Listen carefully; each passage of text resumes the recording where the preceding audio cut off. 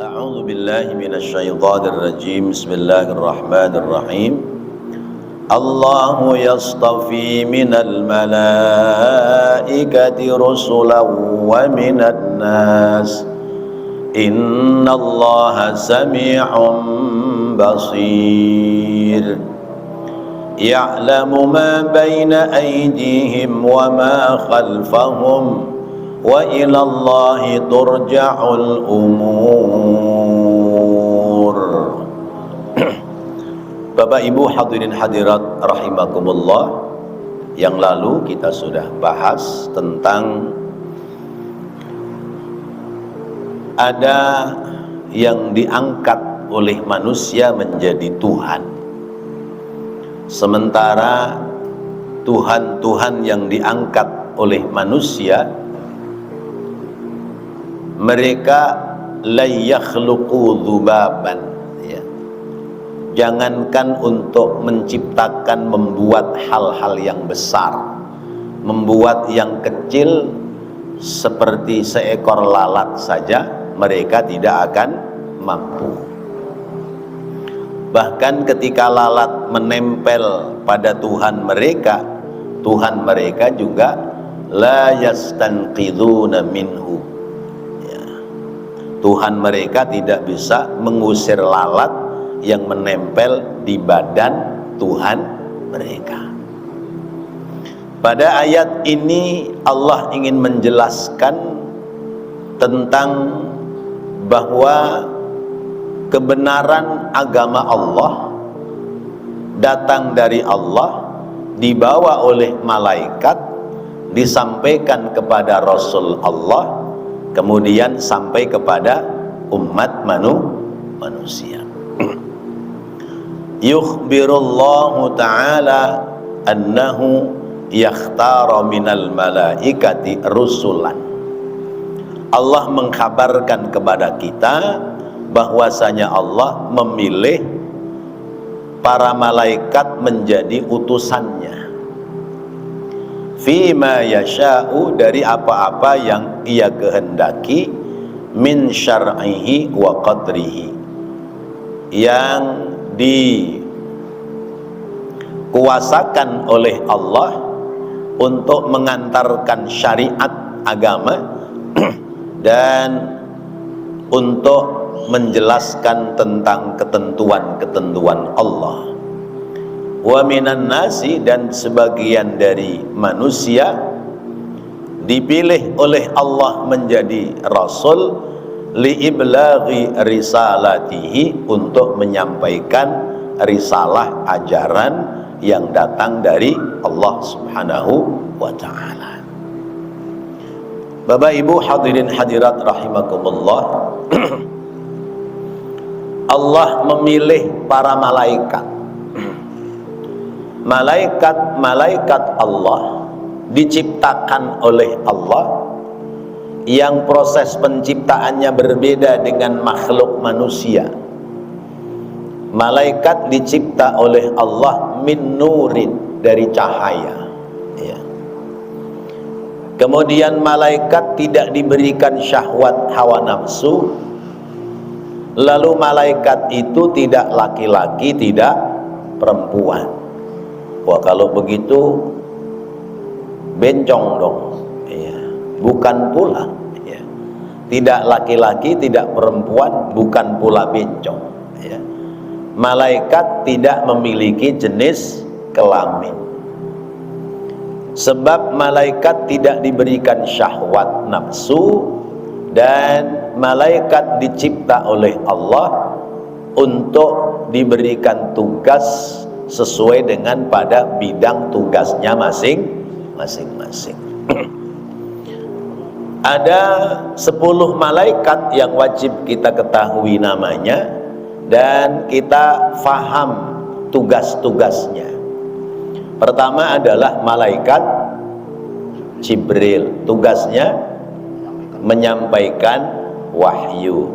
Yang kedua malaikat Mikail, tugasnya menyampaikan rizki yang datang dari Allah. Yang ketiga malaikat Israel, tugasnya adalah mencabut nyawa. Yang keempat, malaikat Israfil, tugasnya adalah meniupkan sangkakala. Yang kelima, malaikat Munkar, dan yang keenam, malaikat Nakir, tugasnya adalah menanyai orang-orang yang sudah sampai di alam kubur. Kemudian yang ke berapa? Ketujuh dan kedelapan adalah malaikat Raqib dan Atid. Tugasnya adalah mencatat amal perbuatan manusia. Malaikat Raqib di sebelah kanan kita, malaikat Atid di sebelah kiri kita. Kemudian yang kesembilan, malaikat Malik, tugasnya adalah menjaga neraka. Kemudian yang ke-10, malaikat Ridwan, tugasnya menjaga surga. Masya Allah, ini harus kita ketahui. Nah, malaikat ini ada yang disebutnya malaikat muqarrabin, yaitu malaikat yang didekatkan kepada Allah Subhanahu wa ta'ala.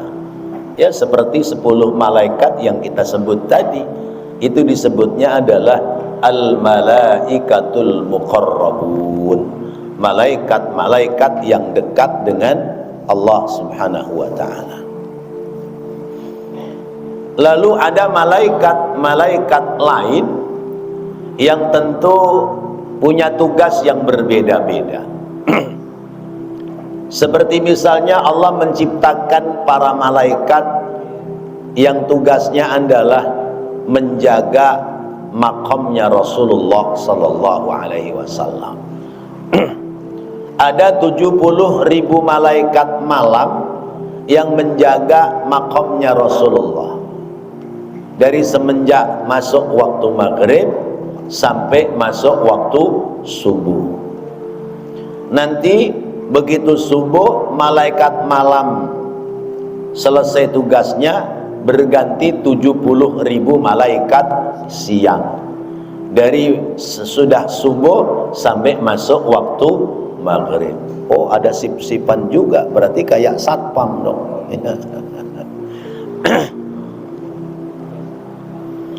Ada pula malaikat rahmat yang diberikan tugas oleh Allah untuk keliling dunia, keliling dunia mencari majelis-majelis ilmu dan majelis-majelis zikir.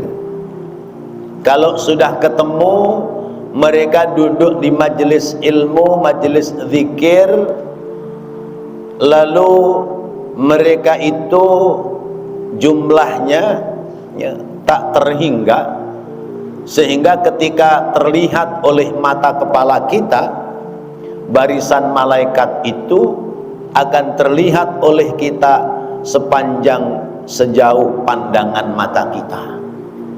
Masya Allah, luar biasa. Tugasnya apa? Yastaghfiruna lahum hatta yarji'u. Mereka beristighfar, memohonkan ampunan, mendoakan orang-orang yang duduk dalam majelis ilmu, dari semenjak digelar majelis ilmu sampai kemudian orang-orang yang duduk di majelis ilmu pulang ke rumahnya masing-masing. Wa annal malaikata, kata Rasulullah, wa annal malaikata la yad'u ajnihataha ridhan bima yatlubu. Bahkan para malaikat mengepakkan sayapnya, mengepakkan sayapnya, memberikan naungan rahmat yang dibawa oleh para malaikat ini karena ridho terhadap apa yang diperbuat oleh orang-orang yang duduk dalam majelis ilmu. Subhanallah. Jadi kelihatannya masih segini doang, tapi ternyata golongan para malaikat yang ikut duduk di majelis ilmu, di majelis kita, sungguh tak terhitung jumlahnya. Nah, itulah malaikat-malaikat Allah yang dipilih oleh Allah menjadi utusan. Rasul itu artinya utusan. Ada yang diutus khusus untuk menyampaikan wahyu seperti malaikat Jibril. Lah wahyu itu kan kepada para nabi dan para rasul ya. Wahyu itu kan turun kepada para rasul khususnya. Nah, rasulnya sudah nggak ada ya. Rasul terakhir adalah Nabi kita Muhammad sallallahu alaihi wasallam. Kalau begitu berarti malaikat Jibril udah pensiun dong. Ya, kalau begitu malaikat Jibril sudah pensiun. Malaikat nggak ada pensiunnya. Kalau dulu menyampaikan wahyu kepada para rasul, ketika Rasul sudah selesai, tugas malaikat Jibril diantaranya adalah memelihara wahyu Allah, memelihara kitab suci Al-Quran. Kata Allah, inna nahnu nazzalna dzikra wa inna lahu lahafidhun. Sesungguhnya kami turunkan kitab suci Al-Quran sebagai peringatan, dan sesungguhnya kami terhadap Al-Quran itu memberikan pemeliharaan. Siapa yang menjaga, yang memelihara? Di antaranya adalah malaikat Jibril. Malaikat Jibril itu komandannya. Nah, malaikat-malaikat lain yang di bawah komando malaikat Jibril, wallahu a'lam, kita nggak pernah tahu berapa jumlahnya. Kalau kepada para rasul menyampaikan wahyu, maka kepada orang luar para rasul menyampaikan ilham. Ilham itu artinya adalah nilai-nilai kebenaran yang dikirimkan oleh Allah lewat malaikat kepada orang-orang selain daripada para rasul ya. Maka ada orang-orang yang memiliki keistimewaan ya, punya khawas ya, punya kekhususan, sehingga ya bisa mengetahui sesuatu yang bakal terjadi. Boleh jadi adalah ilham dari Allah lewat para malaikat. Itu diantaranya. Kemudian malaikat Mikail ya. Mikail jadi Michael ya, atau Michelle ya. Malaikat ini tugasnya adalah menyampaikan rizki. Rizki datangnya dari Allah. Hakikat rizki datang dari Allah. Zahiriyahnya rizki itu dari tangan-tangan orang-orang sekitar kita, tapi hakikatnya rizki datang dari Allah. Malaikat Mikail yang diberikan petunjuk oleh Allah untuk membuka gudang-gudang rizkinya Allah ya. Untuk membuka gudang-gudang rizkinya Allah, untuk menyampaikan kepada makhluk ya, seperti misalnya manusia atau makhluk-makhluk yang lain. Itu gudang rizkinya, kuncinya yang pegang adalah malaikat Mikail. Sehingga yang namanya rizki ya, sekalipun malam ini belum ada di sekitar kita, tapi kalau besok hari itu akan menjadi rizki kita, malam ini akan diantarkan oleh orang-orang sekitar kita ya. Hakikatnya Allah yang mengirimkan. Begitu sampai besok hari akan menjadi rizki kita. Misalnya ya, misalnya orang yang gemar makan nasi begono, nah, itu begononya dari mana? Dari nangka. Nangkanya tumbuh nggak di Jakarta? Nggak ada. Jakarta sudah nggak ada pohon nangka, adanya pohon kontrakan ya. Pohon nangkanya dari Bogor, dari Ciseeng, dari mana itu ya, pinggiran-pinggiran kota Jakarta. malam hari ini sore hari ini sedang ditata oleh pedagang dari daerah ya. Nanti jam 12 sampai di pasar Palmerah ya.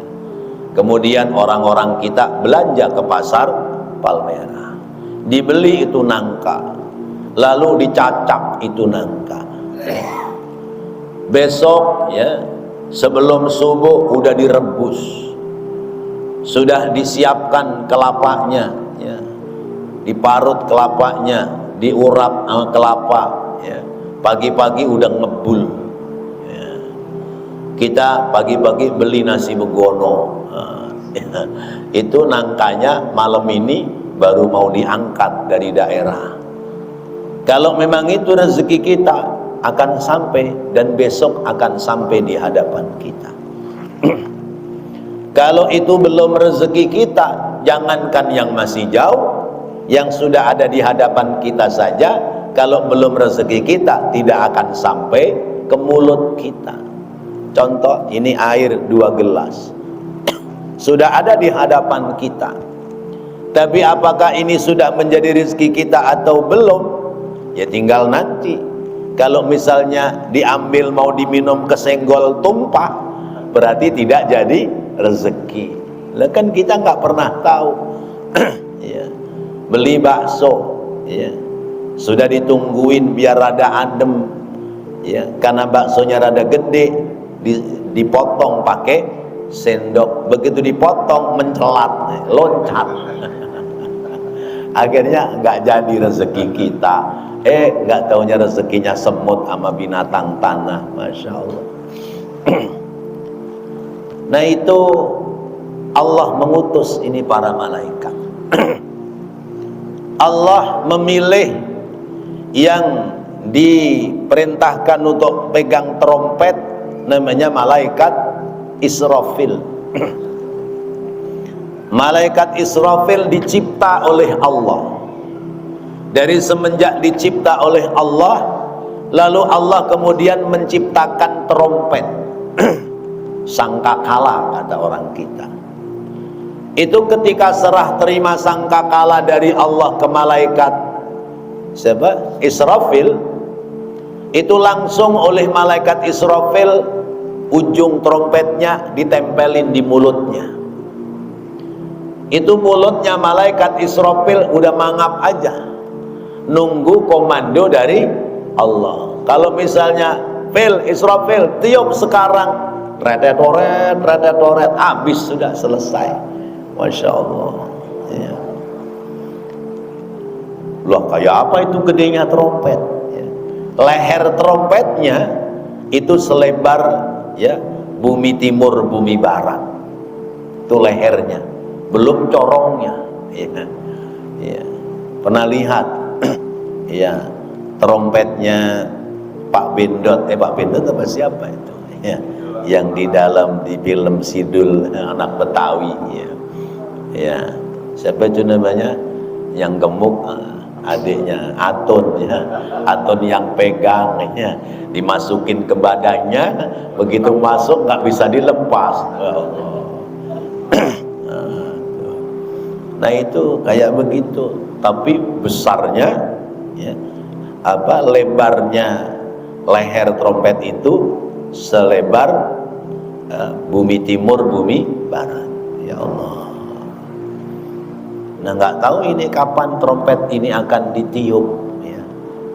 Terserah atas perintah Allah. Berarti Allahu yastafi Israfil. Allah memilih malaikat Israfil dijadikan utusan Allah untuk pegang trompet. Allah pula mengutus malaikat namanya Israel. Tugas Israel adalah mencabut nyawa. Kalau dalam cerita pewayangan namanya Yomodipati ya, Yomodipati, bagian mencabut nyawa. Nah malaikat ini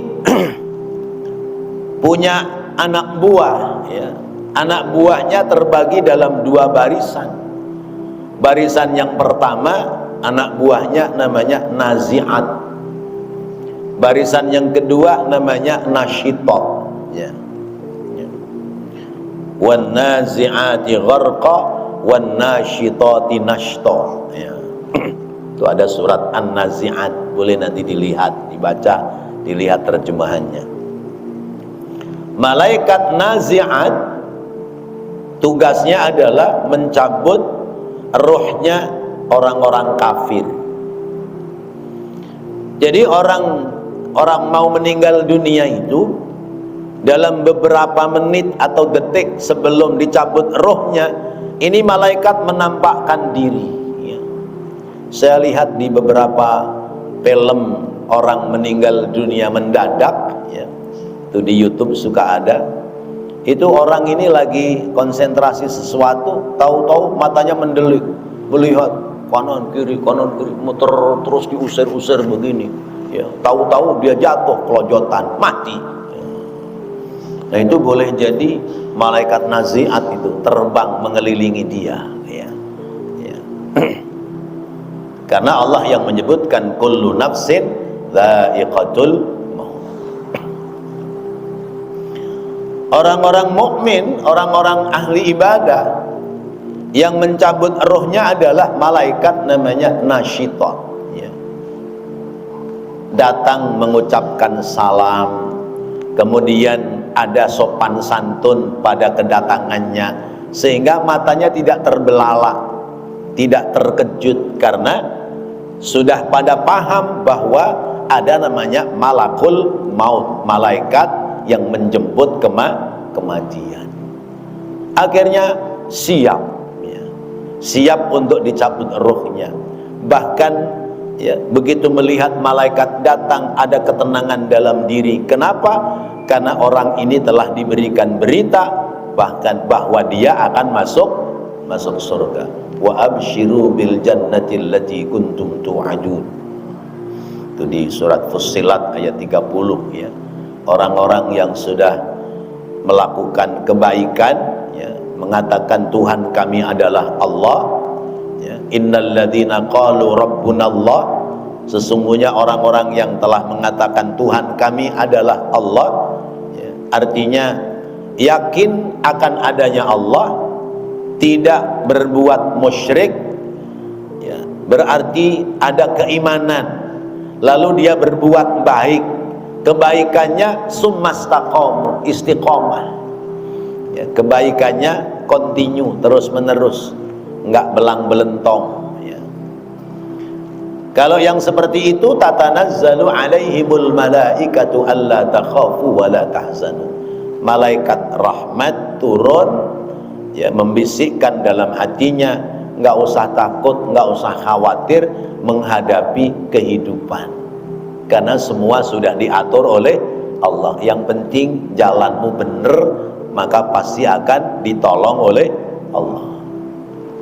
Nanti kalau sudah mendekati sakaratul maut, malaikat itu mengatakan wa absyiru bil jannah, kamu dapat berita bahwa kematianmu ini husnul khatimah dan kamu nanti akan masuk ke dalam surga. Maka enggak terbelalak, enggak kaget, enggak terkejut. Kenapa?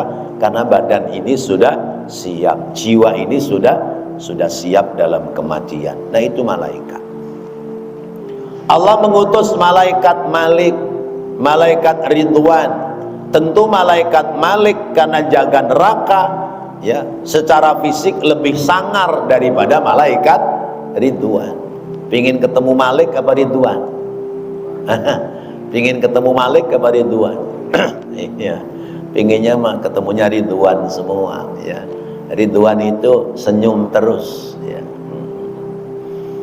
Malik itu galak gitu. Makanya kalau orang dikasih nama Abdul Malik itu biasanya galak. Ya. Kalau Muhammad Ridwan mah senyum-senyum aja. Jadi sudah ada tugasnya masing-masing. Ada Raqib, ada Atid. Malaikat Atid dikendalikan oleh malaikat Raqib. Kalau orang ini berbuat baik, malaikat raqib mencatatnya, nggak laporan sama malaikat atid. Catat aja kalau orang ini berbuat baik. Tapi kalau malaikat atid, ketika orang ini berbuat kejahatan, melakukan buruk, melakukan dosa, malaikat atid lapor dulu, raqib, catat apa enggak ini? Begitu. Dicatat apa enggak? Kata malaikat raqib, intadhir sa'ah, tunggu 6 jam ya. Kalau selama 6 jam dia berbuat baik, maka jangan kau catat itu dosanya.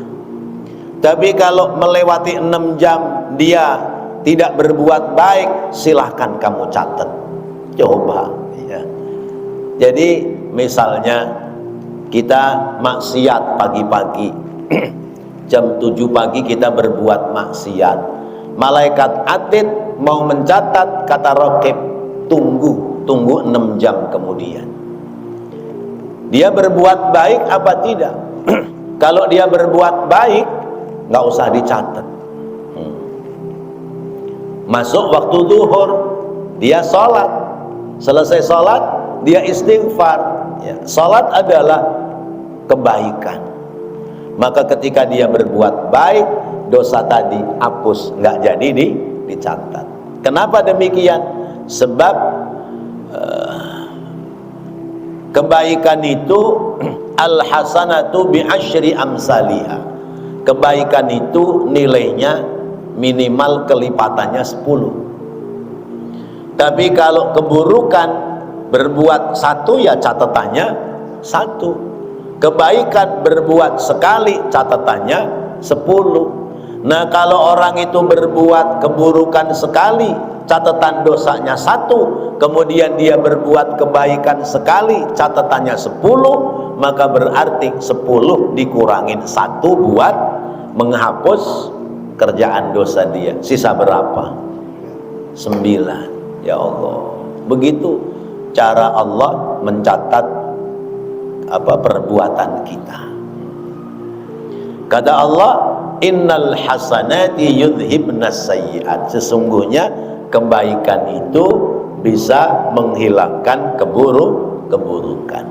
Kata Rasulullah, atbi'is sayyi'ata al-hasanata ya.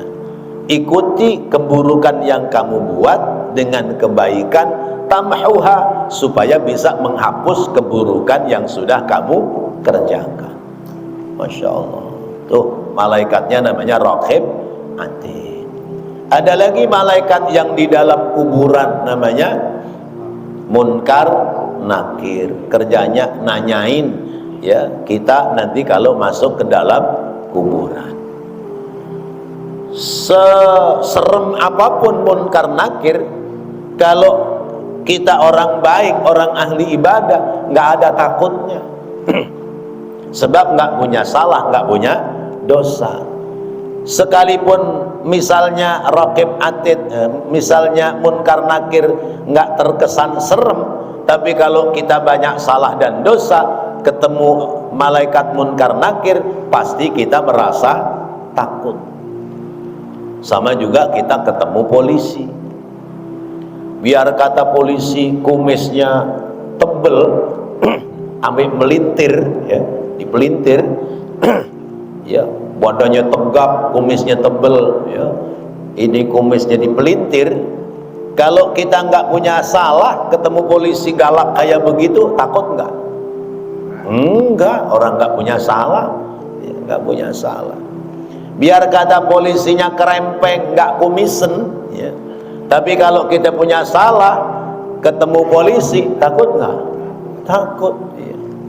Udah kadung lampu merah nyerobot, di sana kelihatan ada polisi, udah langsung lap gitu. Wah, kena nih kita.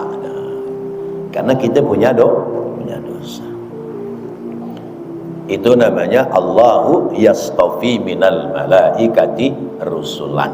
Allah mengangkat ya utusan-utusannya dari para malaikat. Wa minan nasi rusulan. Allah juga mengangkat rasul, mengangkat utusan dari golongan manusia. Diutus oleh Allah 25 rasul yang patut kita ketahui, ya, dari Nabi Adam, Idris, Nuh, Hud, Saleh, Ibrahim, terus sampai Zakaria, Yahya, Isa, Nabi kita Muhammad sallallahu alaihi wasallam. Kalau disebutin satu-satu kelamaan, 25 ya. Itu wajib kita ketahui. 25 nabi dan rasul. Mereka adalah utusan Allah. Diutus oleh Allah untuk apa? Li'iblaghi risalatihi, untuk menyampaikan risalah agama Allah Subhanahu wa ta'ala. Nah, agama ini sesungguhnya satu. Dari zaman Nabi Adam sampai zaman Nabi Muhammad, agama itu satu, yaitu agama Islam. Islam itu patuh, Islam itu menyerahkan diri kepada Allah. Kenapa kok disebutnya agama Islam? Karena ini agama adalah mentauhidkan Allah, mengesakan Allah, maka disebutnya agama Islam. Syahadat tauhidnya sama, asyhadu an la ilaha illallah. Nabi Adam mengajarkan kalimat tauhid la ilaha illallah. Nabi Idris, Nabi Nuh mengajarkan kalimat tauhid la ilaha illallah. Nabi Musa, Nabi Nuh, Nabi Ibrahim, Nabi Musa, nabi-nabi yang lain, Nabi Isa, Nabi kita Muhammad sallallahu alaihi wasallam, seluruhnya mengajarkan kalimat tauhid, mengajarkan untuk mengesahkan Allah, untuk menyembah hanya kepada Allah Subhanahu wa ta'ala. Itu namanya iblaghu risalati. Nah, bukti bahwa dia seorang rasul, Allah mengirimkan kitab suci. Nabi Muhammad seorang rasul, maka diberikan kitab suci namanya Al-Quran. Nah, innallaha sami'un basir, sesungguhnya Allah zat yang maha mendengar lagi maha mengetahui. Jadi siapa yang dipilih oleh Allah menjadi rasul, baik para malaikat maupun golongan manusia, ya terserah Allah, terserah Allah. Nah, mungkin enggak zaman sekarang Allah memilih manusia menjadi rasul? Ya, dari segi kewenangan Allah mungkin, ya. Tapi dari segi bahwa sesudah Rasul kita Nabi Muhammad tidak ada lagi seorang Rasul, maka tidak mungkin Allah mengutus Nabi sesudah Nabi kita Muhammad sallallahu alaihi wasallam. Jadi Allah maha mendengar, Allah maha mengetahui. Artinya siapa-siapa yang akan diangkat menjadi rasul, siapa-siapa yang akan dibimbing oleh Allah menjadi pemimpin umat, maka itu semua ada dalam kewenangan Allah Subhanahu wa ta'ala. Shadaqallahul azim. Baru satu ayat yang kita bahas. Insyaallah ke depan kita bahas ayat ke 76 dan ayat yang berikutnya. Semoga apa yang kita bahas, apa yang kita pelajari menjadi ilmu yang bermanfaat. Amin ya Allah ya Rabbal alamin. Rabbana taqabbal minna innaka antas samiul alim wa tub alaina innaka antat tawwabur rahim. Rabbighfir warham wa anta khairur rahimin. Wa sallallahu ala sayyidina Muhammadin wa ala alihi wa sahbihi wa sallam. Walhamdulillahi rabbil alamin. Wassalamualaikum warahmatullahi wabarakatuh.